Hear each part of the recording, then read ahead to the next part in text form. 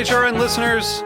As we celebrate our 15th year, we are deepening our commitment to giving voice to the next generation of food systems storytellers, and we need your help. Our internship and fellowship programs help activate new possibilities for underrepresented and underestimated young people through experiential journalism, audio engineering, and production training. Through these unique programs, HRN helps food equity stewards build essential workforce readiness skills that expand their potential and foster economic mobility. Please consider supporting these critical programs. And with a minimum donation, you can be entered to win a dinner for two at an amazing restaurant in one of 8 cities and tickets to a concert at a great venue in one of those cities. We have incredible partners across the country who have donated, as they also share our passion for helping to educate the next generation of food systems storytellers. Check out heritageradionetwork.org/15 to donate and enter to win today. That's heritageradionetwork.org/15 to donate and enter to win today. And make sure you donate before March 31st. Thank you. You're listening to Heritage Radio Network. Since 2009, Heritage Radio Network podcasts have been exploring the wide world of food, beverage, and agriculture. Learn more at heritageradionetwork.org. This episode is brought to you by 818 Tequila, delicious and smooth tequila made in harmony with the earth. 818 Tequila, imported by 818 Spirits, Manhasset, New York. 40% alcohol by volume. Drink responsibly.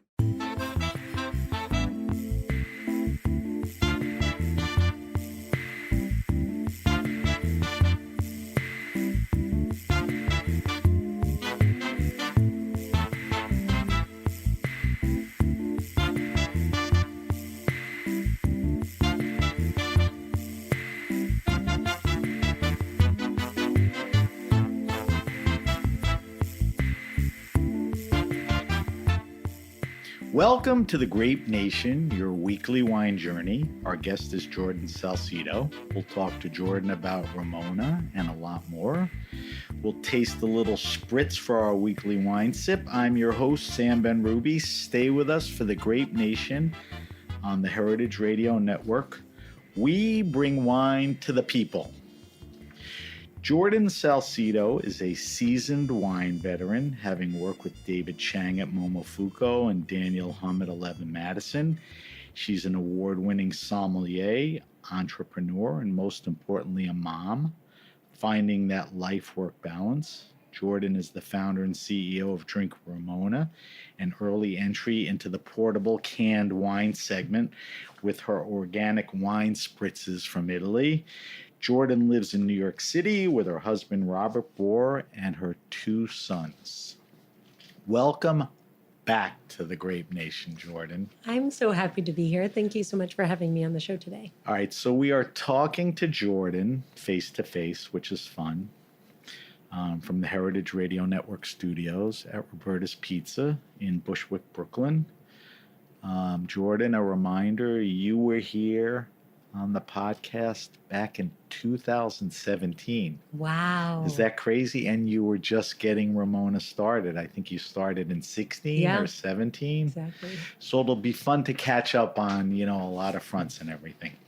So before we get into Ramona, I want to get your perspective on a bunch of things. Life-work balance. I want to talk a little about the industry that I cover, you work in.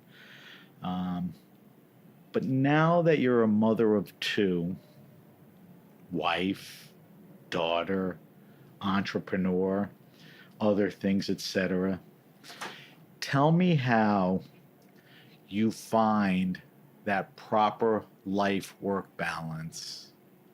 And that's the assumption that you have. Have you? Because, I didn't mean to interrupt. It's been years since you've had the business. It's been years since you've had kids. It's not like you have 2 infants. You're kind of rolling. And I think you recognize how important life is where you need to find that. So I'm curious how you find that balance. Oh, my goodness. All right. So, no, I think that's so well said. And it's such a question that comes up a lot and something I think a lot about. And I think I feel very fortunate because I feel as though Ramona is my purpose. So I think that that drives me. There's an internal drive.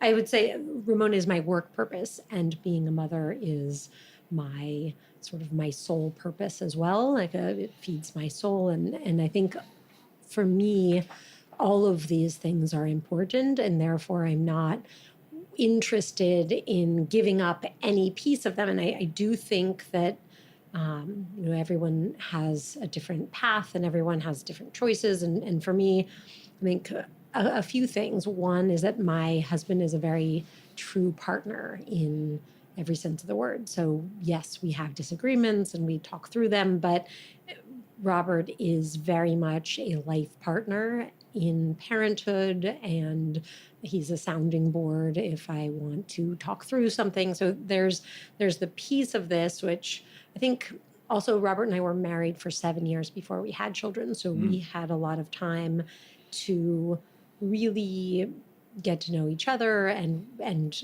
feel very strong in our marriage and make sure that we worked out any kinks that really needed working out. And then it's just so interesting with Ramona and Henry sort of happened at the same time, not by design. It was sort of, I almost think of it as like divine intervention in a funny way. So, But when you say not by design, I mean, when you have a kid, you think about it. oh, 100%. I mean, you can't control exactly when, but you say, let's try to have a kid. Yeah. So at that period, the Ramona thing was floating around. So you knew that they were going to converge quickly. Yes. So the idea for Ramona had sort of been swimming in my subconscious, and sometimes it would pop up to my conscience, but we were opening, and I was at Momofuku at the time, we were opening and reopening Co. So it was when we moved from the original location to the Extra Place location, and Dave Chang's mandate to me was, hey, Jordan, build me a great wine program. People always think about Ramona or Momofuku in terms of great food.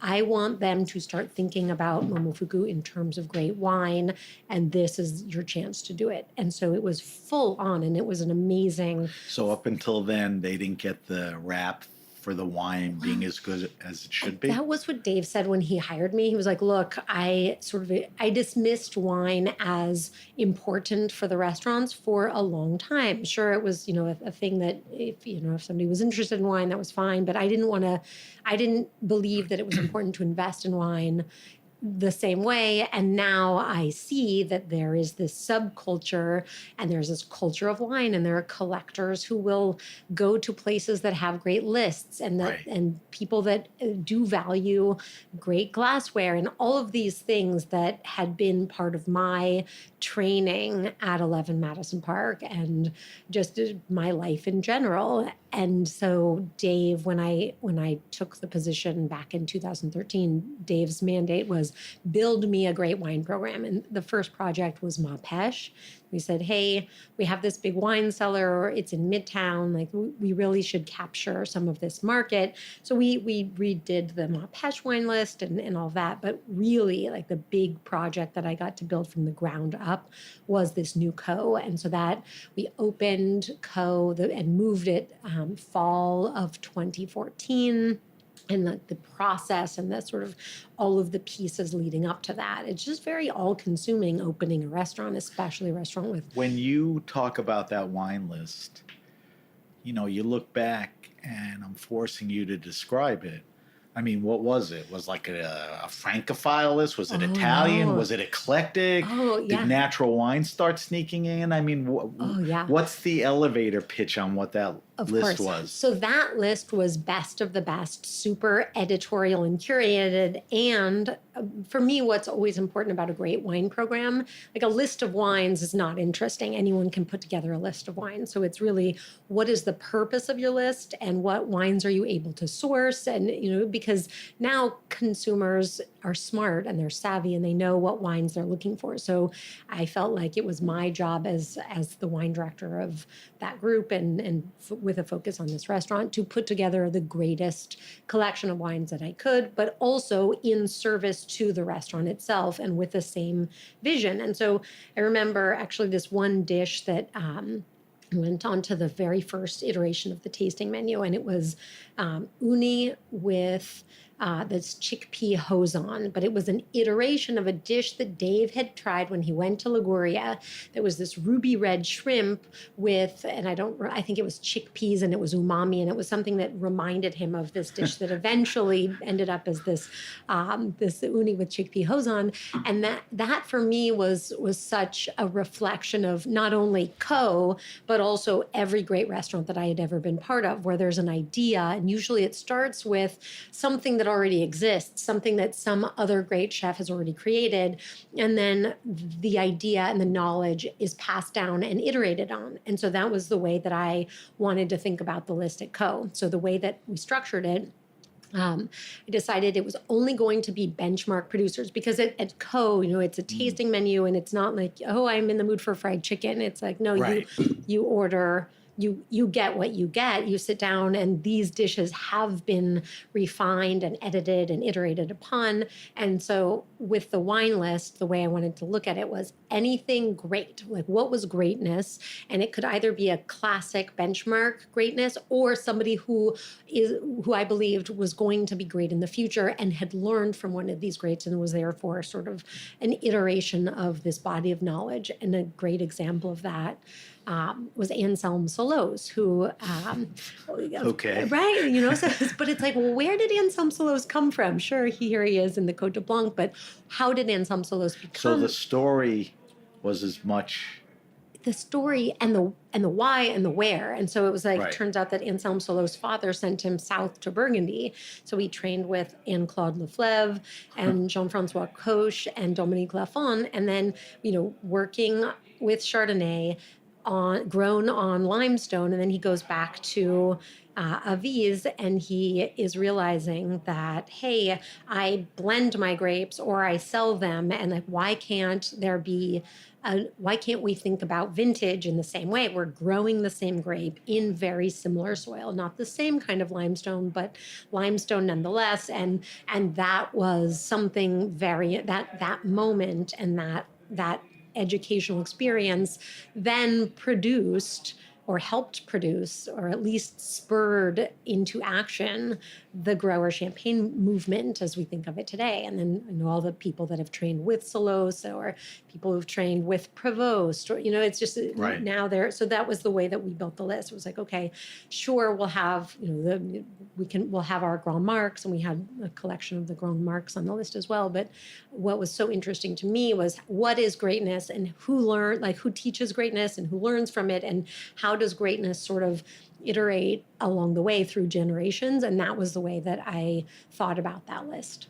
That's a pretty cool premise.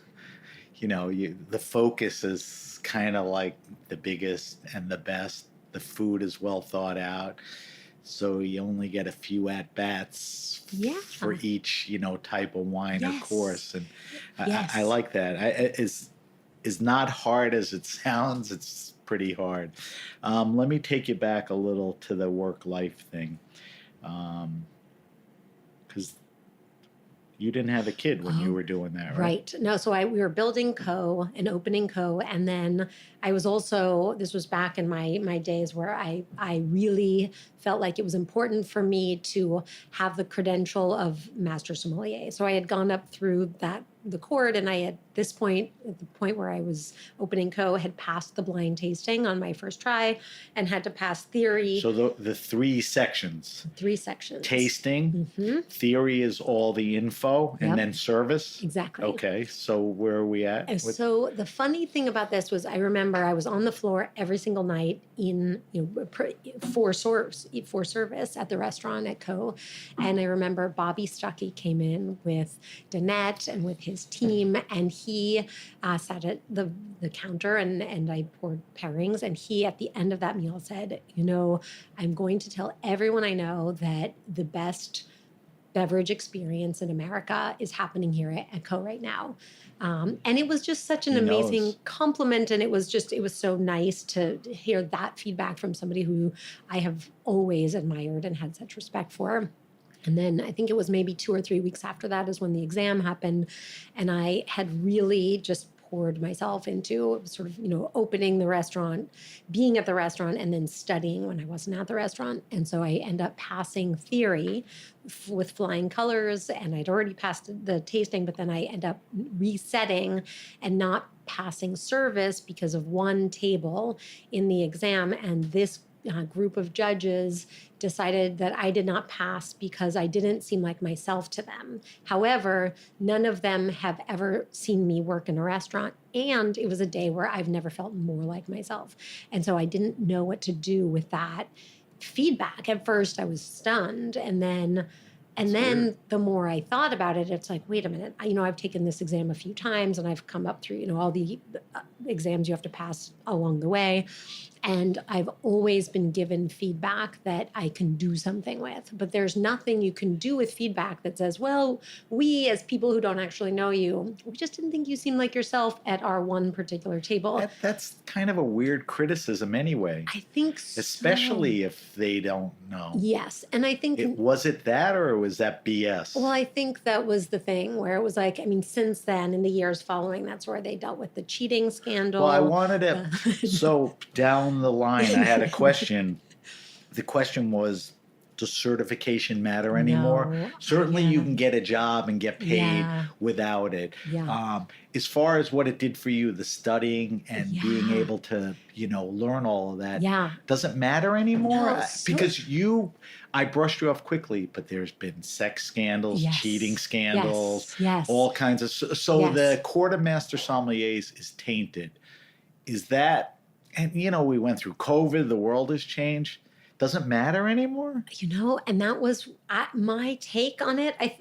My take on it is no, in no way does it matter. I think I think it provides a structure for people who want that structure to learn and don't have access to maybe the great wines. We're really fortunate in New York to have such a burgeoning wine market where every wine producer does want to be here. And so it's a very active community. But I think for me, what was so great about that feedback, which actually was delivered by a woman, and I share that because I really had to unpack it. And it's like, there are 30, there are not very many women in the court. And it's, so I think for this particular person, it was sort of an example to me that like, wow, this person, her entire identity must be so wrapped up in this that she has to keep other women out so that she can be. You think it was that? I do. I really do. I really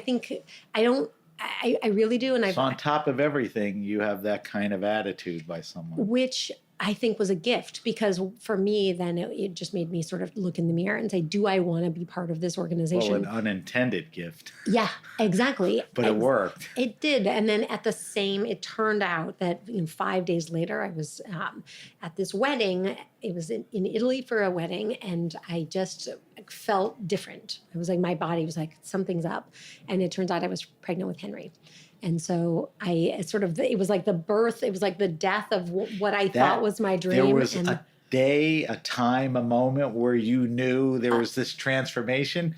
Crazy, but physically, yes, right? Physically, I mean, you should, and why wouldn't yes. you? But it's funny that... Yes. No, I was on a run in Florence with my high school best friend who lives there. And I remember just stopping. We got to the top of this hill and it was like, she has 2 children who are much older. And I said, Kate, I think I might be pregnant. And then anyway, I was. So, once you knew you were pregnant and you were deep into the industry, now that you're pregnant and you start feeling it physically and you know you're going to have a kid, does that change the way you want to think about where you're going and what you want to do? 100%. I mean, you could tool around on the floor and everything, but now your life, what does that solidify the Ramona thing, or does that open up, not even Ramona yet, but I got to do something? Yes. What does that do to you? That's a life-changing thing in 2 ways. Yes. Physically and becoming a mom, and then what you want to do with your life. Yes. So what do you want to do with your life? And I think you said everything right there, where it's like, okay, my world is going to change. How do I want to show up in the world, and what is it that I'm doing, and what is it that, and does my current schedule work? Because at Co, I would get home at 2 or 3 in the morning because we would close the restaurant and then we would debrief and all these things. So it's like, that's not probably going to be my reality. But You think?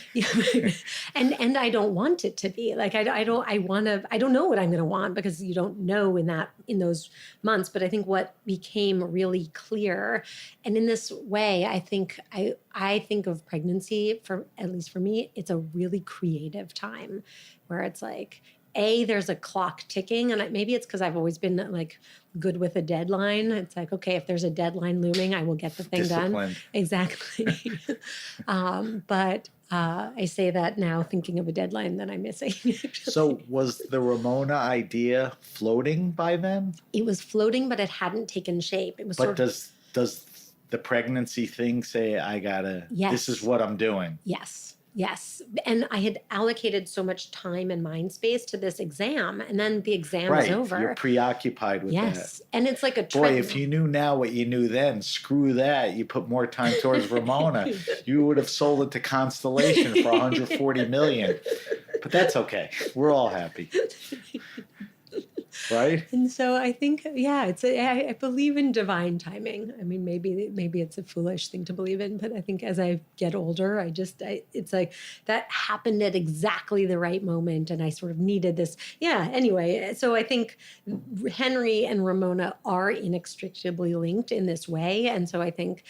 And Henry knows that, and so it's really cute. He loves Ramona because he feels responsible for it. Yeah, I mean, nothing's more valuable than your family and your kids, but Ramona's also another baby. The way they are kind of linked is, pretty cool. I guess when you sell Ramona, you're going to have to put Henry up for adoption. It's sad, so you shouldn't have to sell it. I'm curious about this too. Quickly, don't dwell on this too much. Walk me through. I'm jumping ahead because, Ramona's established. You're running it. It's doing well. Your kids are getting older. Walk me through like a typical day. You get up what time? What are you doing with the kids? I'm more curious about that than anything. Oh my goodness. Are you... Obviously, COVID, you work from home. I want to ask you how that changed your habits. Yep. I know you have an office. Tell me, just because you said when you worked the floor, you'd get home late. Yeah. I think you have better control of that. So much. But give me a snapshot. Yeah. Okay. So this morning I was up at 5 because Ronan was up at 5. But I was typical or not that early? Okay. No. Normally it's like 6:30. Okay. Which is so much more reasonable. 5 was early, and so then today actually. Yeah, the first thing I was he okay? I mean, was he fine? He just got up. He fell asleep early last night. So he got up early. Okay. Exactly, because it's great when he falls asleep early the night of, but then you pay for it the next day. Right. Can't have it all. No, you can't have it all. So today was an early one. I always make chai tea. It's actually something that I learned for you, for me, and this was something that I learned from our nanny, who is an integral part of the work-life balance question. And our nanny is named Lamo, and she's from Tibet, and she is amazing. She's really this Did she recently move in with you? She moved in during COVID, but then she moved out. Okay. So we all lived together. When we ended up we lived in the Hamptons during COVID. You got away the summer of COVID. Exactly. And actually, our nanny Lamo has a daughter of her own who was with her husband in Nepal, and then they got stuck over there for 6 months. And so the 6 months that her daughter and husband were in Nepal were the 6 months that she stayed with She stayed with us. And so it was like a morning ritual that she initially taught me how to make this. There's a butter tea that yeah. I love that you know that. Yeah. And it was a thing. It's still around, but it's not as much of a thing. All right. So you have help, which is great. Yep. But the two of you have to let's talk during a school year. Yeah. You got to get the kids up and out. Out the door. Hard, fed. Easy. Totally depends on the day. And it can vary. It can vary. And it's like having a child is also like looking in a mirror. And so anytime there's pushback, it's like, well, what am I doing wrong? Like, what have I done to create this equal and opposite reaction? I very much believe that, at least with our kids. And so the personalities are completely different. Henry is more introverted. He's very cerebral. He's super thoughtful and very, very, very sensitive. And Ronan is like this happy, smiley wrecking ball. And so the two of them get along really well most of the time. And Ronan's very physical. Henry is physical, but in a clunkier way, I guess. He just sort of is still learning his. Yeah, so it's just funny, like Do you watching. think that's age or that's the way he's built now? I think it's a little of both. Probably a little of both. Right. Ronan could potentially be the athlete. I think so. Okay. Yeah, Ronan. I could tell how much stronger Ronan was by how Right. they would kick me when I was pregnant. Which is crazy to say, but That is very, funny. very, very true. Yeah, and so make them breakfast, and they'll have their little requests. I try to do a lot of baking with them on the weekends. I see So that. like, if it's waffles, and then we can freeze them, and I like to sort of have some quick weekday options. I'll make granola. I'll make whatever it is. Actually, Robert ended up making pancakes this morning. For me, I like to have a more regimented weekday program, but Robert made them. All right. So you get them up, you get them dressed, you feed them. Yep. They have their personality traits. And then we walk to school. Okay. And Is Ronan in any kind of school situation yet? No, not yet. So he stays home with. Yes, he does. He has like little classes. He has a bouncing. It's called Bouncing Babies. Right, Yeah, activity-oriented type stuff. Exactly. Keep them stimulated. But he missed the cutoff. So he's 2.5, but he is a November baby. So he missed the cutoff for the sort of 2-year Right. classroom situation. So do you work from home? Do you go to the office? Are you at this point in a routine? I mean, you move on and do what for the day? Yeah. Okay. So I would say like what I'll do, I also work a lot at night. Like once the boys Like are sit in bed- front of a computer or Yeah. out talking to people? No. Sit Okay. in front of a computer. So you do a lot of that's a sweet spot for you getting work Yes. done. Yes. Because is that obviously because the kids are not necessarily around? Because the kids are in bed and they're Right. sleeping. And I think one of the things that was a benefit, at least for our family, of COVID was being together and not having these expectations of being out every night. And that is something that I tried to. So that I was going to ask you how COVID changed things. That was one of that them. was one of them. Yeah. Having to be home. Having to be home. And we were so lucky to have kids who were really young in COVID. Henry was 4, and Henry was 4, had just turned 4, and Ronan was 4 months. Jesus. Yeah, Kid grew up through COVID. I know. I wonder what he'll remember like 10 years from now. But it was, I think, for me at least, like now I've been on the road a bunch. So this is actually the very first week where I haven't been in some other state, at least one other state. So last week was Boston, Rhode Island. So I want to come back to the rest of the day, Oh, yeah. although we covered Yes. it. But going on the road is seeing key clients, Yes. distributors, stores, Yes. whatever. I mean, really pressing the flesh and Yes. Well, and to your question, so basically Henry's school starts at 8:45. So sometimes I take both boys. Yesterday, Henry really wanted everyone to join him, so we made it a family affair. But I'm back around 9:30. So my day officially starts around 9:30. However, I'll get some stuff done in the morning if I need to, or else I'll just stay up late at night. So it's sort of that like sleeping Right. time is always important for me. And then the day begins. Sometimes it's at the office. Sometimes I'm there working with my colleague, our director of ops, and we're sort of processing things like supply chain issues right now. Or that's I think been a hot topic of conversation. Also, our blood orange flavor launches in Whole Foods, every Whole Foods with a wine license across the country, starting tomorrow. is that the first SKU that is in Whole Foods across their board? So the very first time that happened, and the only other time that happened, was with the ruby grapefruit, which you and I are drinking now. Right. We're to have a sip. Which was your first? Mm-hmm. This was the OG, and that ended up in the Whole Foods program in 2018. And that was the same program where I think that was called something about summer, whereas this one is called Best in Class. So no, it's so exciting, and I can't underscore how important Whole Foods has It's a been. good Whole Foods is a good, They're just you know, wonderful. just the sensibility and mentality and all of that. Yes. You were on the road. Let's talk about life work balance on that. So you get out, see key clients, Yeah. make yourself available, take information, Yes. you know, hear what people are saying and all Yes. that. What's it like? Is this the first time you were away Yeah. for a long time? Yes. Well, and I wouldn't say a long time because A week, right? Well, Almost. no, I have not gone away that long. Oh, okay. What I'll do is a whole bunch of shorter trips. So it's like 2 days, 1 night. And then my husband, Robert, travels for his business as well. And so we just make sure that we're not traveling at the same time. But yeah, so like I was in Seattle, and That's a big trip. it's a longer trip, but it's nice because when you go west, you get all that time back. Right. Versus when you come back east and then you sort of lose all that time. But Right.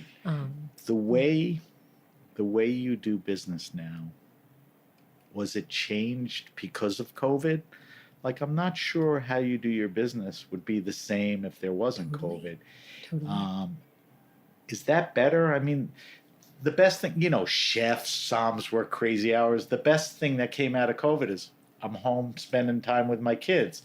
You sort of had that built in, but how did things change because of that? Yes. So I was planning to travel a bunch in 2019, or rather 2020.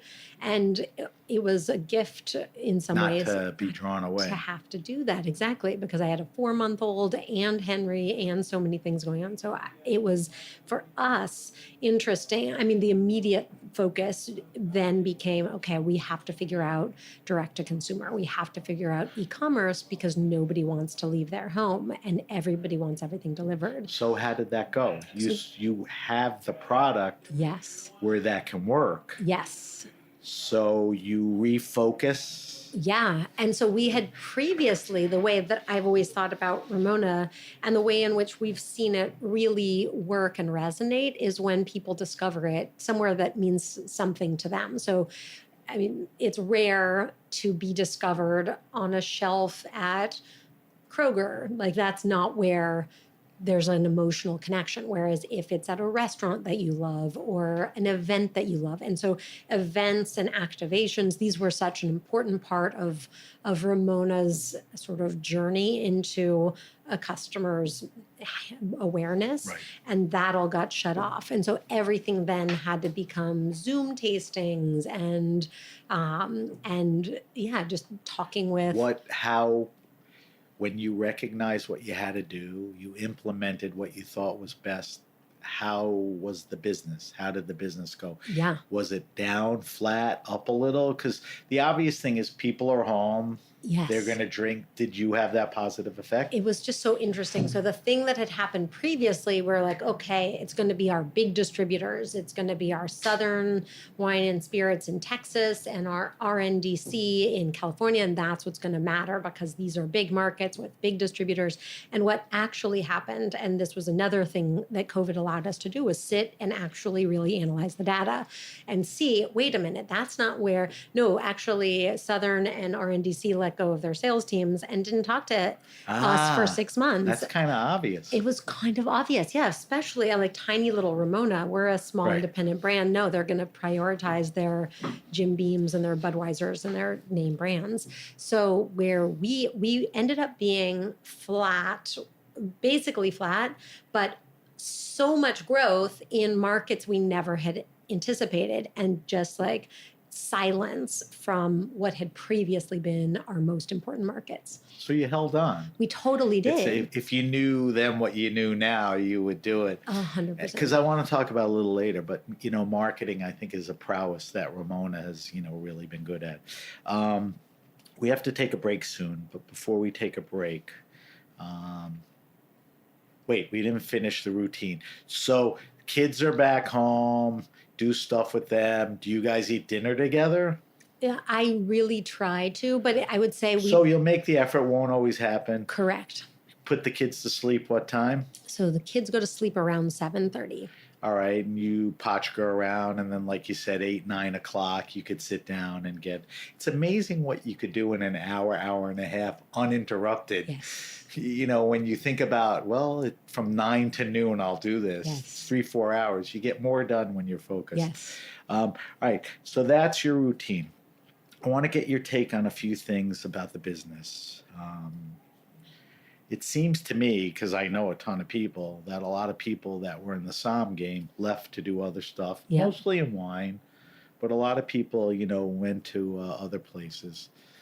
What do you think that is? Is it the grind and age? I mean, is that the primary thing? Yeah, I just think You can't do this forever, right? it's really hard, especially when you see that there's a way out or another way. I mean, I say this like I'm thinking of, part of it is, you have to drink the Kool-Aid if you want to be a part of something like, I'm just thinking of like my days at 11 Madison Park. Right, for you get example, so entranced and enthralled with it, and you get so embedded. and you have to And then be you that live way. it for years, Yeah. and then you get older, or you get pregnant, or whatever. Yeah. And then you realize, and I think that's part of why those things work, is because you have to believe that that is the most important thing. And then the second that you get out of that, it's like, oh, wait a minute. Like, oh, I have shin splints, but I didn't even think about that. It's because I'm walking around Right, you for. take for granted mobility. Yeah, exactly. But the and funny like thing is, healthcare and- everything has a term or a progression.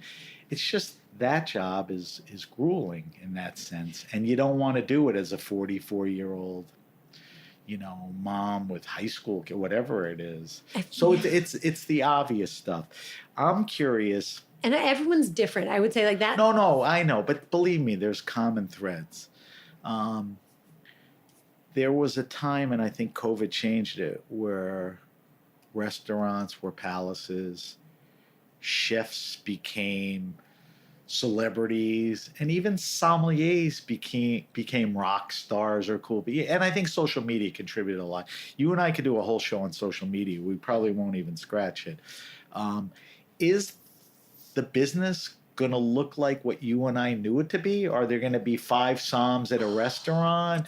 Are the wine programs going to be these big, expensive, overblown? I mean, is there going to be a shift, do you think? I think there is the shift already. And I do have to say, like, one of the best things about traveling is like getting to see how other cities do it, because I think New York is Right. such a bubble. And so I was in Charleston about a month ago, and I was so impressed by the scene there. And there's so much going on. And Megan Mina, actually, so she was a sommelier at Carbone and at Charlie Bird, a bunch of places here in the city. And now she's running a program in Charleston at this beautiful historic hotel. But one of the things Which one? I don't remember. Not the Dewberry. No, not the Dewberry. I can look it up. Bennett is new. No, it doesn't matter. Because Heritage was down there for the Wine and Food Festival. Oh, I love We that. broadcast every year for Oh, 5 that's so straight cool. years. So we get all the Charleston people in, which is cool. I'll look it up on our break.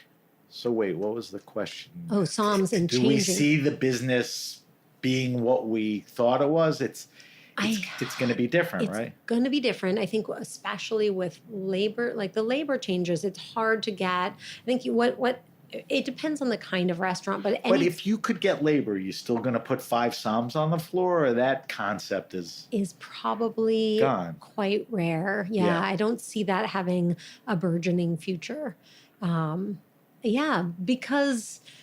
Because of all the things that we So I just think discussed. the pandemic shone a spotlight on how screwed up the industry was, and I think because of that and the fact that it wasn't run well, it's not going to return. Do you think New York first and then think outside of New York? Were you satisfied that women were thriving in the wine category? Oh, what a loaded question. I think Kind of. Oh my And goodness. not an easy yes or no. I guess the indication is not as bad as it used to be or getting better.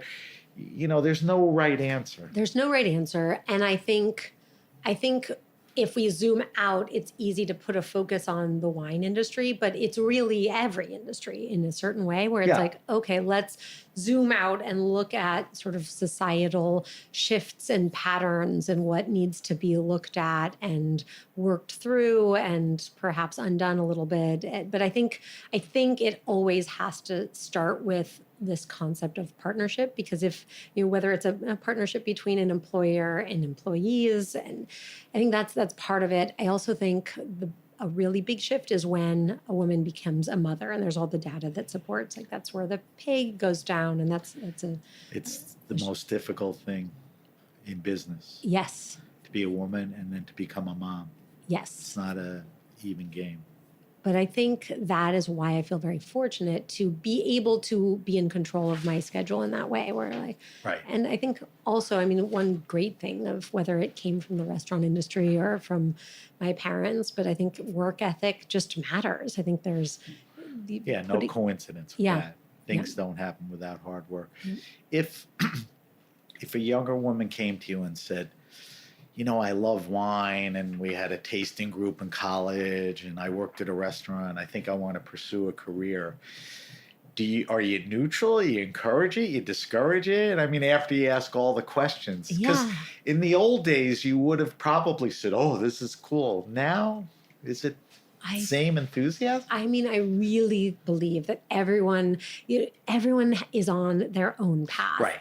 And so Too general of a question. Yes. It's to the individual. And to your point, I think I would really need to ask the question and get at the why. Like, why is it that you want to be in this industry? Oh, because Could be for the wrong reason. Yeah, and if Right. it's for the right That's reasons. a fair answer. And just sort of Because it was a broad question. All right, we have to take a break, but answer this question for me before we take the break. From what you've seen, and your product, kind of plays into this question, has demographics and taste in wine changed? I mean, is it obviously younger, or is everyone drinking natural wine? I mean, what are you seeing within Ramona and just, your connection to the market? Yeah. Okay. I would say I see a lot of different things. I think one word that is the buzzword on everyone's lips is natural wine. And the thing that I'm quite happy that France actually codified a term for that, and that's only since 2020. So basically, this term that sort of sprung up into popular cultural lexicon and about Very controversial. Yeah, but because it's meaningless but positive Right. sounding in the way that like my sister thinks honest diapers is the stupidest name because it implies that all other diaper companies, Right. not that we're talking about diapers or here, but natural food in any natural supermarket. food, What does that mean? Exactly. And so and Go ahead. so I want, and actually I love whenever I'm talking, sometimes I'll do like a staff training for friends who want me to talk with their wine teams. And I love this Ariana Okipinti quote. And she's, such a darling of this natural Terrific wine world. winemaker. Terrific winemaker, wildly talented woman. And she has this quote that's basically like, when I started doing this, I used the term natural because that's what I thought I wanted to do. But now as I get to understand that it really doesn't mean anything, and that's not even what I want to do anyway, and it's this loaded, charged, almost political term, what I want to make is good wine and pure. And I want to make good, true wine that I'm proud of making, that of course is minimal intervention, of course is not using chemical sprays, of course is not manipulating the juice and is not using these weird additives that get added to so many things. And so I think it's really the dogma that I react negatively to, the dogma. I agree. Yeah. I agree. And people can articulate what they're doing. And it's easy to understand what they're doing, that they're doing it, properly. Yes. And that's a natural wine by proper practices. Yes. Is the market getting younger? Oh, apparently, yes. I mean, I was just doing I think research the other day. naturally people die, whatever, but yes. are they different consumers? Does that play well for you? Because canned spritzers is more appealing to them than a $38 Sonoma cab or something? Well, one thing that I do love, I love the statistic from the Berkshire Hathaway publication Business Wire. This was back from November, but 85% of consumers across all age groups, driven by Gen Z and millennials, but across all age groups, are shifting purchase decisions to prioritize sustainability, which makes me so happy because it's a no-brainer. And when you think about I don't know. I guess for me, organic has just always it's been important since day one, but then it sort of became doubly so when I guess this is back to work-life balance a little bit, but between Henry and Ronan, I ended up having quite a few pregnancies that didn't work out, and they were not miscarriages. They were called chemical pregnancies, where your body changes and you feel Really? that, but and so I really did a deep dive into health, and it was like, what is going on with me? And at the time I was Did you make some serious changes? I did. Habits, diet, all of that? Yeah, And do you directly connect that to? I do. I mean, I'm a big believer of that. I just don't understand how there's not a connection between. But I don't think your habits probably were so terrible before, but maybe you needed a tweak. No, or I think it was a little tweak. I also think I was traveling a ton, and there's a lot of radiation that we get also exposed emotional. to. Yes. More than, physical sometimes. But little things like not wearing nail polish because so much nail polish is toxic. Leaches into your... stuff like that. Or like... That's interesting. Yeah. It's interesting that you brought that up. All right, Jordan, we have to take a break. We're talking to Jordan Salcito. Jordan is the founder and CEO of Ramona, Drink Ramona. When we come back, we're going to talk a little more specifically about Ramona and what goes into that little can. You're listening to The Grape Nation on the Heritage Radio Network, and we'll be right back. I'm Chava Periban, co-host of Agave Road Trip on HRN, here to talk about 818 Tequila. 818 creates their tequila using traditional methods at a family-owned and operated distillery in Jalisco, Mexico. From the blue agave they grow to their recycled glass bottle, 818 emphasizes the earth's importance in all they do. Their distillery runs on biomass and solar power, which means they don't rely as much on fossil fuels and are able to reduce their carbon footprint. Their labels, corks, and boxes are all certified by the Forest Stewardship Council as coming from sustainability managed forests. 818 is a proud member of 1% for the Planet, through which they support HRN as well as Sacred, my organization in Jalisco, where together we transform agave byproducts and water waste into adobe bricks that are donated to local infrastructure projects, like a local library in Zapotitlan de Vadillo. Visit drink818.com to learn more about their sustainability efforts and find 818 near you. 818 has been part of so many magical nights for me, and I hope you enjoy it as much as I do. 818 Tequila, imported by 818 Spirits, Manhasset, New York. 40% alcohol by volume. Drink responsibly. Okay, we are back. We are back with my guest, Jordan Salcito. Jordan Salcito is Ramona. And I want to talk about Ramona now. We've been going in and out of it. Obviously, a big part of your life.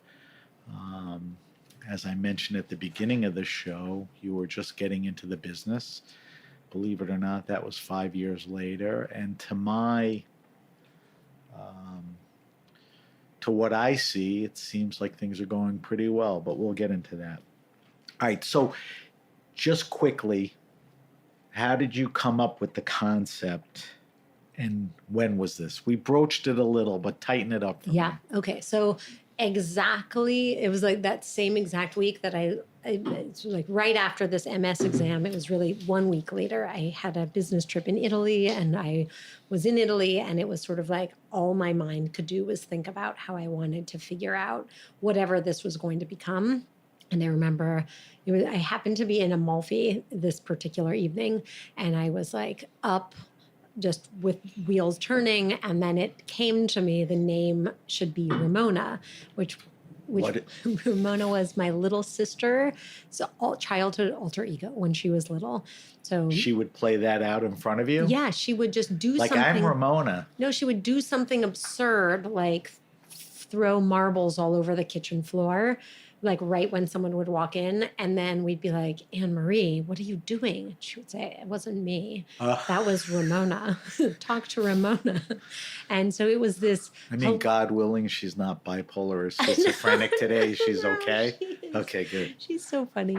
But it was just this sort of clever but absurd. So that stuck with you. It did. And it was always fun to say. But why did that make sense to name it? It just, Yes, because the way that I think about Ramona to this day is that it is an alter ego to the fine wine world where it shares the value system. cool. But it is in a can and it's brightly colored and it's, so all of these things that fine wine doesn't necessarily have, it shares that value system, but has a low barrier to entry and it's meant for So it's casual. funny you say fine wine because fine wine's like natural wine. What does that mean? Yes. Is it a price point? Is it a famous maker? I mean, you're making a canned wine and people, Yes. canned wine. Huh? Yes. You're making a quality product and we'll get into that. Talk to me about what goes in the can. Yeah. I mean, where is it from? Yes. Are you going to Mendocino and buying loose juice? Quite the opposite. I mean, Yes. tell me, Of course. from the beginning, you were in Italy. I guess that inspired you that my base will be Italian wines. Sort of. So I would say I'm going to zoom out like a tiny bit and go It's fine. backwards to like the harvests that I would work every fall. And it started in 2006 and I worked At in. great Burgundy places. Yes. So 2006 was Domaine de l'Arlot. 2007 was with Alix de Monti. 2008 was a little bit with Dominique Lafon, a little bit with Are you Christophe bragging Roux. or this is part of No, the I'm just story? sharing this. I'm just Okay, sharing this go so ahead, it's like go ahead. contest. It's not like, I went, once Okay. I went nearby and I were, it's like, so I wanted to get the best education that I could. And so I was very fortunate to look out and be able to work with people that I admire deeply from a winemaking perspective. And then there were some other, and I won't name them, but I remember working harvest in California. And like the first thing we did was we went to the yeast store and we got yeast and we got defoaming agent. And I had never even knew there was such a thing as defoaming agent. And I said, well, what's That's not good. no, but I was like, what is the point of this? And it's like, oh, like when fermentation happens and there's foam, it gets messy and I don't feel like cleaning it up. So we just add this and it's great. And so there were like, a dozen things like that versus like when I got to work with, it was 2012, the Meunier sisters at Domaine Meunier-Gibourg. And there was a day where they were like, yeah, today we do nothing. Like there's nothing to do. You can go to Francois Frere and learn how barrels are made because there's nothing to do here except for wait. And so that was just this very different concept. And so I think what I realized through the process of this sort of decade of working harvests at various places was there was this through line between wines that I felt like had a soul and had this that were like truly delicious and wines that I wanted to drink and sort of that I wanted in my world versus wines that I maybe had fun working harvest at but didn't really ever drink ever again.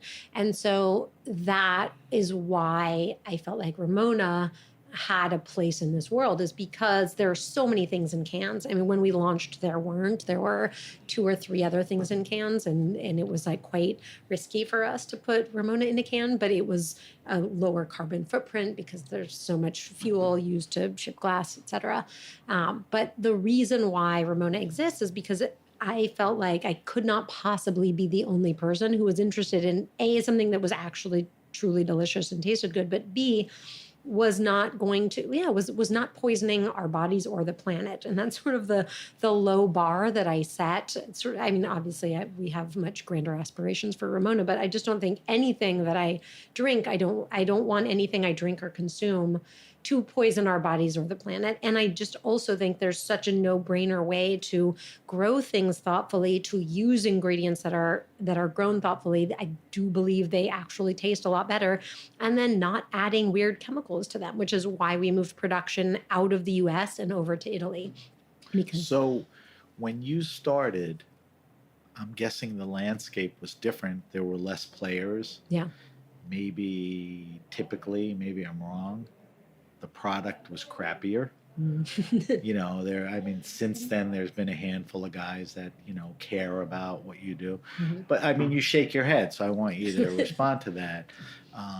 So you realized that and you jumped on. So did you roam parts of Italy to look for farming partners?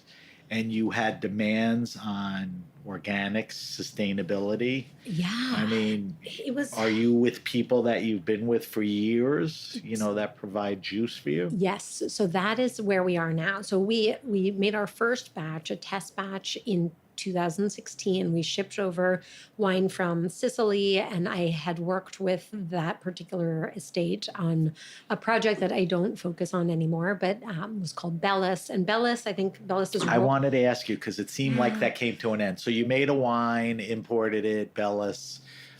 No longer exists. Need to focus on this. 100%. Cool doing that. Talk about it another time. 100%. And so we shipped over wine from Sicily and found a canning facility in upstate New York, and all of these things. It took a lot of. That was sort of how I spent maternity leave, was like figuring out a canning line and dealing with COLA approvals, all the totally non-sexy stuff. Is this maternity leave at Momofuku? Yeah. Yeah. So you were still working there, launching this, took advantage of the time. Yeah, okay. Because babies sleep a lot. I mean, that was the thing that nobody told me. And I mean, some babies don't. Apparently, I was not a very good baby. I didn't sleep as much as I guess my boys did. But no, I was lucky. I had boys who slept a lot. And I think whenever you're used to working until 3 a.m. anyway, then the rhythms didn't really throw me off my game in so that all way. the logistics were on maternity leave. Yes. And really everything. Design, Yeah. concept, the juice, Yes. import, production. Yes.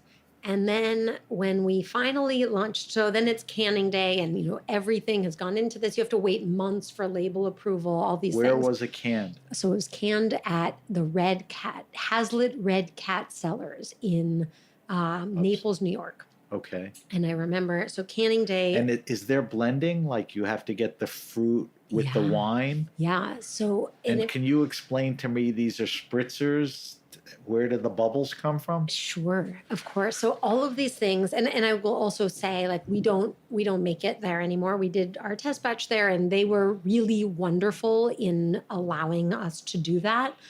And the way, the first sort of batches I just made in my kitchen, and it was something that I was thinking through too, like, oh, maybe New York State, and we make it a New York thing, and it's Riesling and New it's York peaches. grapes. That was what initially I was thinking about. In fact, we did something fun called Thunder Peach, like we just tinkered with it. But in the end, I just fundamentally believe that if I'm going to be running a business, I don't want to use chemicals in production. I totally disagree with Roundup. I think it's disgusting. It is both a neurotoxin and a carcinogen. I don't think that there is a need for that. And therefore it became a very easy decision to work with grapes and ingredients in general grown in Italy, where there is a 4,000-year history. That's their practice. That's their practice. That's their climate. And they were the very first to ban glyphosates or ban Roundup back in 2016. They're always ahead of the curve within Europe, and they're very.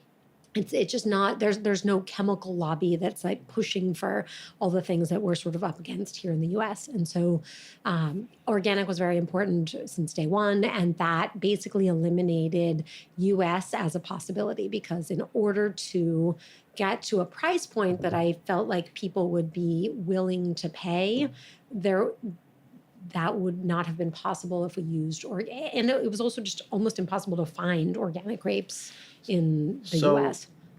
I asked you before, fill the blanks in for me. How is the wine carbonated?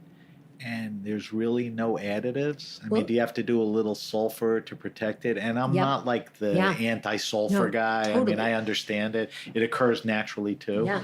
But do you have to do anything else with it? Coloring? isn't there the coloring story, fish bladders, bentonite? Yes. There's bug colors, there's unnatural yeah. colors. Oh, I yeah. mean, where'd you go with all that? Okay, so there are sort of two pieces of the story. The first was our test batch, and that was the thing that I wanted to do was make sure that it could be organic and nothing artificial. And that was really important to me.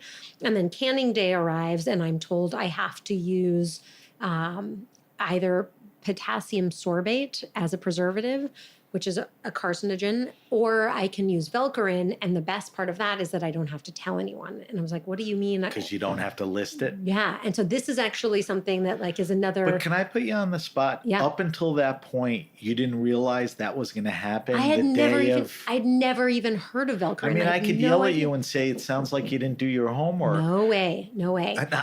I'm busting on you. But so that happens. So you have to make a snap decision. What Yep. happens? Yeah. In fact, they were like, oh, it turns out that this is clogging our filter. So my first thought was, let's sterile filter. Like if we have to, we'll sterile filter. And they're like, oh no, the US. So the recipe we used for our test batch has nothing to do with the recipe that we use today, because in essence, we were not. So the thing that was very frustrating for me in the US, it's like I would say, here are my parameters and here is our value system. And everyone along the way would say, yes, yes, yes, this is compliant, this is compliant. Oh no, we'll do it this way. And then you get to the day of where you've already purchased it and they're like, oh, sorry, we didn't realize, actually it's not. Or like, oh, now you have to add Velcorin, but don't worry, you don't have to tell anyone, and everyone else is using it anyway. And I was like, what do you mean everyone else is using it? So How does that matter? It's for me, it mattered because it just means No, it's it shouldn't. gross. Yeah. Yeah. I mean, because everyone else is Yeah. doing it doesn't mean it's right for you. 100%. Yeah, And so I agree with you on that. That is why we moved production to Italy. So where we've actually worked with carbonation two different ways. And in Italy, actually, so you're drinking the Amarino right now, Yes. which is very much inspired by Aperol. And I love a good Aperol spritz, or rather I did until I read the ingredients. And Aperol is 279 grams per liter of sugar. And sugar is like a notoriously exploitative industry. So we intentionally don't ever work with sugar. And it's not good for And you. it's not good for you. And Go ahead. it's terrible for the people who have to work in these cane fields. And then it's colored now, ever since Campari bought it in 2006, it's colored with FD and C40 and red and yellow 6 and whatever. So it's dyed with these coal tar derivative dyes that cause cancer and are really gross. And so anyway, ours is colored with organic carrot and pumpkin concentrate. We do carbonate in line. So that is a decision that I made. What does that mean? Oh, it means that you add bubbles, like you add CO2 in the canning line.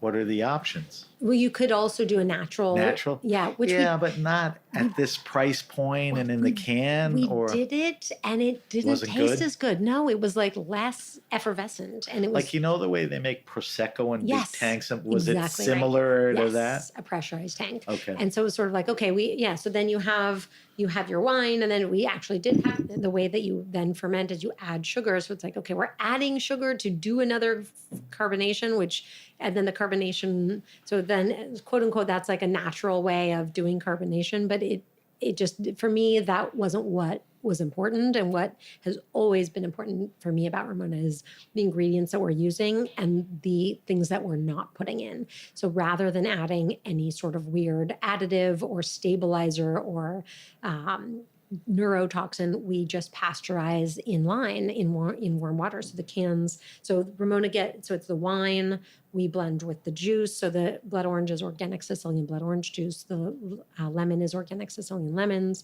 The color from the Amarino is organic carrot and pumpkin. And then we do add a little bit of beet juice, a beet extract for the ruby grapefruit. For a while, not? yeah, and so everything is organic. What about vegetables. grape varietals? Do you work with a small handful? Yes. Does it vary? Here's my last question. Yeah, and then yeah. you could. Does a certain grape varietal work better? Like, is this grape better with Amarino than with ruby grapefruit, or you use these three varietals? Where are you with that? We started that way and then did a lot of taste test and have realized that as a blend of Trebbiano and Zabibo, it works great as a base wine for us. So you're blending Trebbiano and Zabibo. Yes. Does it vary is it 50-50? Is one a little more dominant? It totally varies by vintage, by design. So right. The vintage should dictate a little more Trebbiano than Zabibo just because characteristic. Or like, oh no, if there's hail in the vineyard one year, it's like there's less Trebbiano. Yeah, exactly. Okay, so it's basically been true to those. Yes, ever since we moved production to Italy. So how many different flavors are we up to? 6? 6. Let's tick them off. Okay. Go in order. Okay. All right. So we have the ruby grapefruit, the OG. Then we have the Meyer lemon and the blood orange. So those I think of as the citrus sisters. Those are cool fruits. Go ahead. Then we have the dry grapefruit, which is it's like the dry version of the original. So a lot of people asked, like, oh, will you make a 90-calorie version? Or, oh, we love Ramona, we love the flavor, but like, can you make a dry version? So we launched Ramona. Is it less calories? It's less calories. Yep, it's 90 So calories. it's the OG. It's the Miller Lite of the, okay. Yeah. All right, we so call that's... it dry, not shy. What are we up to? 4? That's 4. And then the Amarino, which is like the organic Aperol spritz without artificial ingredients. And then the 6th is actually a dry sparkling rosé. What grape? Yes. Same or 50% different? 50% each, split down the middle every year. Montepulciano and Sangiovese from... so it's... There you go. Yeah. Very cool. And it's delicious. It really is. It's funny because the reason we made it is because the Standard Hotel asked us to. They were like, hey, we have the beer garden and people want sparkling rosé in a can and everything else. I think you have to be in that game. It was, yeah. Which leads me to my next question, which is, are canned wines, and I'll give you that your canned wines and spritzes, are they just for the beach, the pool, or the rooftop? Yeah. Don't you want it not to be that? 100%. So where are we at with that? So I have one, not every night, but I would say 4 times a week at home, just poured over a large ice cube. We're seeing them pop up in cocktails. In fact, I was at Lupa. I've seen it too, where it's a base for... Yes. And so it's so fun to see people using it as an ingredient. And then more and more, I get photos of friends or parents of my children's friends who will send me photos drinking Ramona. And they're like, yeah, I wanted a glass of wine tonight, but my husband didn't. And so I'm drinking a Ramona. And I think the use case for wine, both inside... there's a new term that I'm hearing, the home premise. So there's the off premise, the on premise, and now the home. That's new to me. That's a good premise, one. Right? So I do think it's convenient and it's single serve and it allows. So it was great for those things, but you think it should go beyond that. Why not, pop a can open before or after dinner? Yeah. And I really think this is I really go back and forth with this because we're getting more and more requests to make a still white wine, a still red wine, and a sparkling. Yeah. Because people are now, and that's the sort of the crazy thing to me is you see more and more interest in cans in general. And so I had Gary Vaynerchuk on the show a couple of times, and we were talking about marketing, which I want to talk to you about. And he it wasn't a story, he weaved a concept. He said, if you went to Uruguay, which makes good wine, but not well known, and you went to the better to not producers, and you bought the wine cheap, and you made it well, and you canned it, and you marketed the crap out of it, like great label, everything I'm talking about, you've done already, and you put it like in Kim Kardashian's hand, nobody gives a shit about the wine. Now, the premise is it's pretty good wine. Uruguayan Tannat is, top of the game and all that. But it's all about marketing. I've taken exception to the fact that, you've done a really good job marketing. Oh, thank you. I see a lot of social media. I mean, the can is inspired by what? Russian industrial art or something, right? Yeah, which is funny because I learned recently that Where'd entire that come from? well, it came from this notion that great art is for everyone and it doesn't belong in a gold frame or in a So it's for the collector's home. people. It's for everyone. Okay. Exactly. Like you were saying earlier at the beginning of the show. Who you want everyone to try it? What's the demographic that's drinking it? Yeah, it's so interesting. So we're Is seeing it women? it's a lot of women online, but then we see like it's NFL players. It's like people that I have no idea how they even know about Ramona, but it's showing up on their Instagram feeds. And so So that's organic, it's different organic. Yes. Do you feel the need to democratize it and, marketing should be more dude oriented or you can't? It's so funny. I was just thinking of that because this past week I've gotten so many tags from like amazing men who are tagging Ramona or tagging me or sending me photos. So I think one thing that I don't believe is that Ramona is for women. I think it's for anyone Agreed. who wants to, who shares in this value system. And that's what we're seeing is this. The marketing looks that way though. Yeah, it's interesting you say that. That is something I love it. And I'm not saying, wow, this is off or it's too heavy this way. I just know that that's kind of where and it I is. think we launched with a pink can and we launched with a pink can during a moment where I felt like I really needed to take a feminist stand, sort of in the midst of all the things that were sort of going on. It was like, we will be bold and we will be pink and we will be great. And those will be pillars. And then as we've That's expanded, the foundation. those are yes. However, I think, to your point, like we see so many people, men and women, but almost more men, loving Amarino, drinking it, tagging it online on social media. And so I do think. Is Amarino potentially flavor-wise like a more guyish thing or? I don't think you can say that. Because spritzes are not necessarily, an Aperol or Campari is not a guy thing. Exactly. It's an everything thing. It's an everything thing, but it's distinctly not a female thing, which I think. Right. I guess that's what I was getting to. All right. I want to wrap up, but I'm not wrapping the show up because I want to subject you to our wine list. And then I want to taste the Ramona with you and just do some observations and evaluations. The last thing I wanted to ask you is, Ramona is a certified women's business enterprise? Yes. What does that mean? It So sounds cool to me. Is it real or it just sounds cool? Yeah, no, it is. It's so much time and paperwork going to that thing. It just means that Ramona is certified women owned, which means that women own at least 51% of the business. Do you spend time networking as much as you can with other women business owners? I would say other business owners, yes. I mean, and a lot of them happen to be women because I hate to separate it, but in this case, I'm just curious. And I think it's funny because yes, in some ways, yes. And then the other thing that I spend a lot of time on is I listen to a lot of books on Audible. I feel like that's what I'll do if I'm putting. What's the last one you were listening to? The last one I'm listening to actually is the Netflix one called No Rules Rules.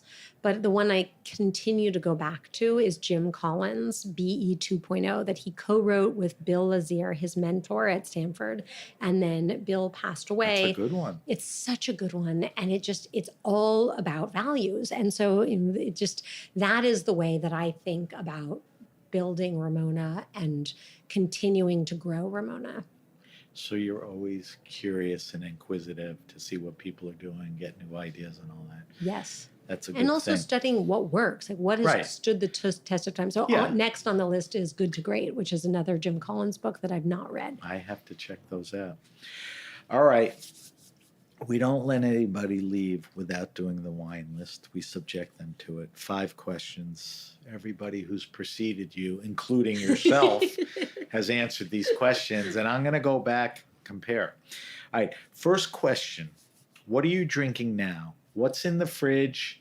Has the change of seasons influenced what you're drinking? Do you have to drink for work? Like, are you tasting Italian stuff? Does Robert have an influence? Like, hey, try this, or I just got What are you drinking now? Yeah. Give me a few things. Okay, a few things. All right, I'm trying to think of our fridge right now. All right, I often drink Ramona, which is You obvious. said crack one open over an ice cube at night. With like a little lemon twist. And then Selfless plug. Go ahead. totally. Then, but that's I'm trying to think of honestly what do we drink? There is often a bottle of Rouleau Merceau in the fridge, and I can always thank Robert for that. It's delicious every time. What am I loving? Okay. So Rouleau Merceau is as good as it gets. That's ballin' type stuff. But give me other things. Yeah. No, I'm gonna look up this label actually because Was that the Chiara?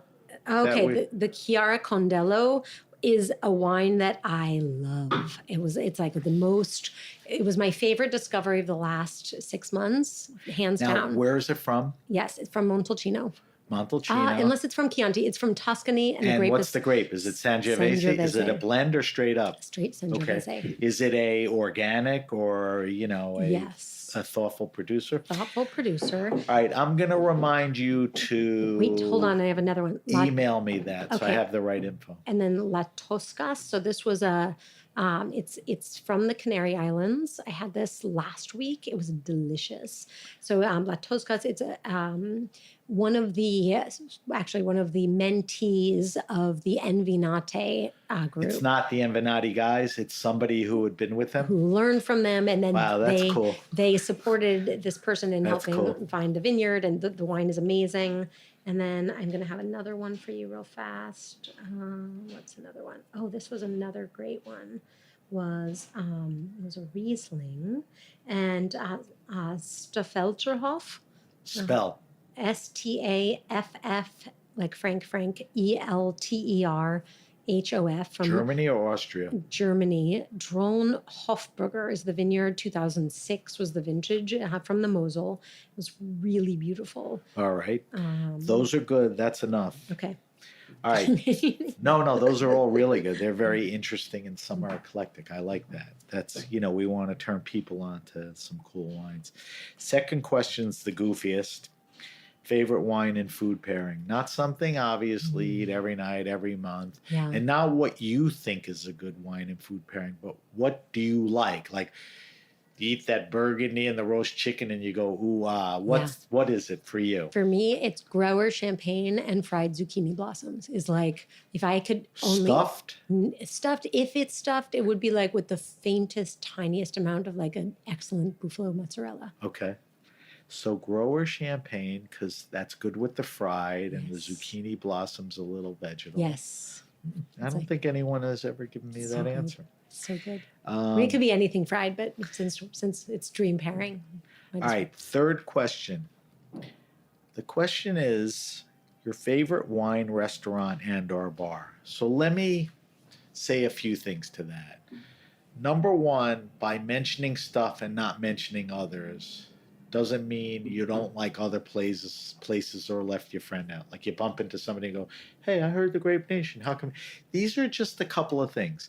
The second thing is Robert, your husband, is involved with a restaurant group that includes Pasquale Jones. Not anymore. Oh, he's out of that? Ever since 2019. Oh, Yeah. I didn't realize that. Yeah. I knew he got in. I wasn't sure when he got out. All right. So then I know you eat there every now and then, and they're terrific places.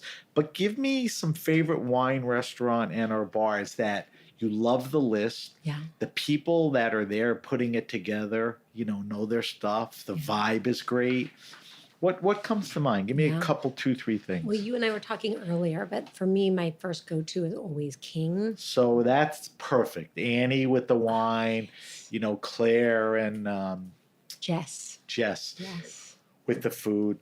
Perfect example. Yes. All right, give me 1 or 2 more. Okay, where else do I love to go? I always think Atla has a fun mix if I'm in the mood for a delicious margarita. I think they do a great job, and I used to love their. Atla's very good. It's very good. I think Via Carota is another one that does a really good That's job. Jody. Rita and Jody. Jody, yes, Yes. exactly. All right, so those are good ones. Those are all good ones. They all tend to be downtown and not far from I where you know. live. All right, fourth question. And I think it was different when I asked you because it's morphed to something else. The question is favorite all-time wine. And here's what I was fishing for. Okay, you worked at 11 Madison, you worked at Momofuku, you talked about putting the coal list together.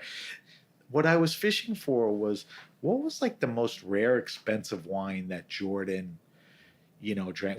I don't care about that anymore. Okay, yeah. Think back, what's the wine in your lifetime, whether it's Ramona, whether it was Robert, whether it was your career, that was either the gateway, life-changing, memorable? Oh, yeah. And it could be more than one or two. Okay. All right, so I have a few, and not in order, but I'll say first off, Stella di Campalto. And I have visited twice, and the first time it was, I didn't know anything about anything, and it was just fun to be there. And the second time I happened to be in Montalcino for something else, and I asked if I could come visit, and she said yes, and it was harvest time, and I heard these monks in the background, and I thought I was going crazy, and then I asked her, I said, it sounds like I hear monks chanting. Do I actually hear anything? And she said, she was a little embarrassed, and she said, yes, it's not something that, I don't really have this playing, but you're here at Harvest. And I have it every year. I play these monks, the Gregorian chants from the monks at the Abbaye Sant'Antimo down the way. And it's just something I do. And one year I didn't, and the fermentations got stuck. And so it's for the grapes? For the grapes, not fermenting. the workers or her. No, That's but crazy. But the thing that floored me and has always floored me about her wines is that and everyone everywhere likes to compare their red wines to Burgundy and say, oh, my wine is Burgundian. And she would never say that about her own wine, but that was just something that struck me about her wines, is how she makes Sangiovese that is so elegant and reminds me so much of Burgundy. And so I go down, I put on running shoes, and I run to the Abbaye Sant'Antimo, and I read the sign outside, and it's like, here is Abbaye Sant'Antimo. It was started by a group of, I believe it was Cistercian monks who had left Burgundy. This one group of monks left Burgundy, sets up shop here at Abbaye Sant'Antimo, and then those monks make these chants, get put onto a CD, and end up in her winery. And for me, that was just one of these moments of like, wait a minute, there's something else going on here. There is something more than a recipe of winemaking of grapes plus, it's just, there's something more in truly great wine. And so that was... it's the greatest Rosso di Montalcino I've ever had. Forget the Brunello. Yes. All right, so that's one. You said there's more than one. I agree with you. And our friends at King did one of the few Stella wine nights. She had more Stella on the bar than I've seen anywhere in New York. I remember seeing that on Instagram, actually. All right, what's the other one? So this was a courtship wine, sort of like the courtship wine, when Robert and I were just starting to date, and I, at the time, was a cook at Danielle, and Robert was a part owner of this restaurant called Crew, and he and I had a few dates at this point, and he had always spoken about this winemaker named Henri Jaillet. And I knew it was going there. And so, this Henri Jaillet captures my attention. He's the guy who, this little guy who basically turns a Jerusalem artichoke garden during the war into Creux Parentu, the most storied wine of all time. Anyway, so, or one of the most storied wines of all time. So this is 2006, which was 2 years before there previously was a wine tax in Hong Kong that has since been lifted, I think in 2008. But it used to be that, basically this was before the Hong Kong wine market opened up. People didn't know or love Burgundy in the same way back then as has happened. So Robert had some Henri Jaillet on the list, and he had a few bottles of wine from it was the 1980 Henri Jaillet Vin Romanée Premier Cru Le Brûlé. And he poured it to me blind. And I just remember it was like one of those rare nights off because I think I was working 6 to 7 nights a week at that point in my life. And so this was like a random Thursday and I'm off and I'm sitting at Cru at the bar and Robert pours this wine into this glass. And I didn't know what it was, but I knew that it was magic. And it was just this kind of thing where it didn't matter. It was like the world stopped and you just took a sip of this wine and it was so meaningful and so profound. You're and not wrong about that. and It's funny, I had Tim Mondavi on last week, and same question. 80s Jair. wow. Not 80, but 80s. Yeah. But he wasn't Yeah. sure, could have very easily been that. All right, so those are two beautiful, but more importantly, meaningful wines. Yes. And I don't know if I mentioned it, but we post all your wine list answers online so people could share. Final question, and there's no reason why you can't answer this one. I want you to recommend best wine around 15, 20, 22 bucks retail. The setup has always been my kids are in their mid-late 20s. They can't show up at a dinner or give a gift of a crappy supermarket wine, but it's hard to drop 40, 45. So how do you impress in that price range? Give me a red Recco and a white Recco. Okay. And you can give me category, like Muscadet, I always say. Yeah. Not bad for the money. Totally. Muscadet is a great call. I think the Uli Stein Riesling, just his base entry level Riesling. Is it in that 20s range? So good. It's like 20 to 25. It's Okay, so we're there. So Uli Stein, is that Von Boden? Is Yeah, that that's okay? Von Boden, exactly. So that's a good one for the white. For the I'm a white. big, Riesling, Austrian, German. Yes. That's German, right? How about a red? My go-to since my very, very first wine list ever has always been the Moncourt from JL Chauve Côte d'Aron. MON? Yeah, so it's Jean-Louis Chauve's sort of Right. negociant label, and it's exactly MON, and then Coeur, COEUR, means my heart. And what's the grape? It's Syrah? Syrah. 100%? Exactly. No, I think it's like mostly There may be Syrah. some of the Rhone, the other Rhone grapes? It actually could very well be 100% Syrah. It probably changes depending on the vintage, but it's Syrah. I believe maybe there's a little Grenache in there. So what's the cheap Rhone wine, that you could pick up for 12? Is it not Crow's Hermitage? No, which one is The it? Côte d'Aron. Côte d'Aron. Yeah. Is this better than that? Yes, because it meets his value system. So, Okay, because it's Chauve and so his whole value system. And what he's doing is he basically trains his neighbors who don't know how to farm organically. I got and it. he's like, here's how you do it. All right, so those are two good ones. I will post those. We got to wrap up. So now, every week at the end of the show, we have a feature called the Weekly Wine Sip. When I have winemakers in here or somms, I'll ask them to pick a wine. With you, you are the winemaker and you make Ramona. So let's taste a little Ramona and talk about it. I started the show with the OG, the Ruby Grapefruit, and it was delicious, refreshing, proper amount of bubbles, Yay. which I like. It's not too effervescent and there's not a flattish to it. Like I said, great pool, beach, rooftop, but you could drink this anywhere, anytime. Be good with a charcuterie platter, that type of stuff. And then we opened your newest, the Amarino, right? And to me, there was a little more evolution to this. There was something very interesting, and tell me if I'm wrong. I got a little petrol on the nose, almost like it was like a Riesling. And I know that's the bitter, and I don't say that as a negative at all.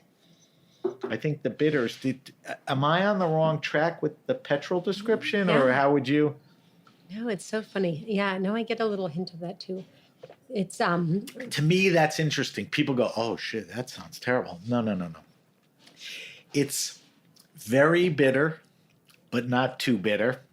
So you drink this because you want that profile. Yes. If you're going to drink this and go, ooh, that's too bitter, this isn't for you. Totally. But, people's tastes are now evolved, and, the whole bitters market. I mean, we do a show called The Speakeasy. We have a whole case of bitters here and all I'm that. admiring it right Yeah. now. So what are the bitters? Okay, so let's see, a few different things. There's a little rhubarb. Okay. There's gentian root. There's bitter orange is the main element Is here. bitter orange the juice or the No, rind? it's a fruit that's called a Oh, bitter. it's the actual, okay. The actual bitter orange, and then a few different botanicals as well. So it's almost like gin where you conjure up this mixture Yes. of... Yes. And we're like, okay, we want it to be bitter because really the inspiration was like that sort of bright Aperol spritz. Yeah.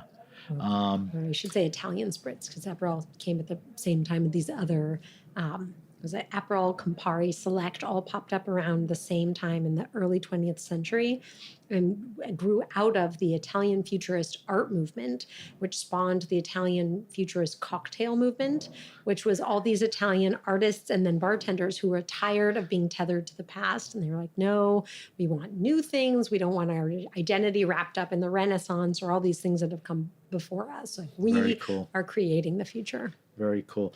Let's talk about, I first had the ruby grapefruit. You could put that in the citrus category because you said there's ruby, Meyer lemon, and what was the third one? Blood orange. Blood orange. Do we think food with this stuff? Like what am I going to, if I'm doing a meal with those three, what goes well with that? Oh my goodness. For me, I always think of like snacks with this. So Okay. like olives, Marcona almonds, like bread Something with salt or... Totally. Like bread with butter and anchovies would be so yummy. Oh, yeah. What about charcuterie, sliced Totally. meat? Totally. Like Or supersad or the prosciutto. It'll go well with those, And right? even like crudité, like a crudité with, I'm trying to think of what, like a green goddess dressings. What about the Amarino? Does the profile change on that or similar foods? It's so interesting. No, I love how you are thinking about this. I think of them, all right, so blood orange, definitely like a different ball game, I think. Like for me, it's just so much richer. And the blood orange juice comes from Sicily, and it's really dark red because Sicilian blood oranges are very red. The best. And they're the best. And so I think of that. For me, it's like pulled pork sandwiches or like barbecue. It could hold up to that richness, fat, and sauce. Yes. Because a lot of times you have to pair to the sauce, not necessarily the meat. Totally. Or even the fat. So it goes well Totally. with that. So those are good situations. Normally, I don't ask this, but I think this benefits you. It's sold mostly in 4-packs, Yes. and most of them are singular, Amarino, blah, blah, blah. But do you have a variety pack too? So online we have a variety Okay. pack, and it's a 4-pack of all 6 flavors. And then, and actually now, ever since January 2001, the U.S. government, the TTB, decided that it is okay to sell individual cans. There was sort of a question about that. So you can go into a bodega and see it. That's where it gets complicated. It turns out you Not need a bodega. not a bodega because you need a grocery license. This is okay. like the So where is it non-interesting- singular can? At a wine retailer? Lots of wine retailers. Like if you went into your local wine store, you could Yeah. see champagne, cold white Exactly. wine, and loose cans of this. Exactly. And tell me this, if you're comfortable, give me the retail price range. Yeah. Because I think for 4 cans of this stuff, you're spending about what? So it depends. If you're at Whole Foods during the month of June and July, it's on promotion for about $14. I think it's $13.99 for a 4-pack, but usually it's about $16 retail. And then it depends on what city and that kind of thing. Right. But and So up it's to $3 and 20. change to $4 and change a can, which is which I should say it's up, $16. up to Does this add up to a $7.50 or is it more? more than that. So it's Yeah, a so there you go. bottle and a third. Your of Honor, wine. I rest my case. Buy this stuff. All right, Jordan, I got to get you out of here, and I got to wrap up. And Armin has been giving me the googie eyes from the engineer booth, but he's been hanging in there. So let me do a quick wrap up, and I want to get some info from you.